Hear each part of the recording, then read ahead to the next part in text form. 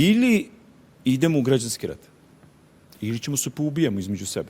Što bi bilo fantastično, na primjer, za sve sile koje bi tog trenutka bile osokoljene da ovde uđu i završe stvar koju nisu završili 99. godine.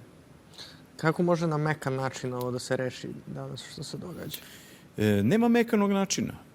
Ja kažem da postoji način. Ja želim kroz tu emisiju, pošto znam da je mnogi gledaju, da dajem apel da se artikulišu politički, ne zahtevi ovi, politički zahtevi i da se postave na sto.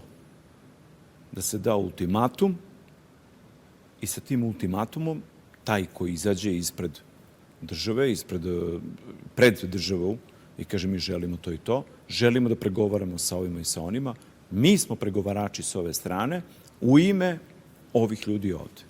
U ime nezadovoljnih. A zašto neko ko je svestan šta sve može da izađe iz ovoga što se sada događa, uzme i ovo uradi?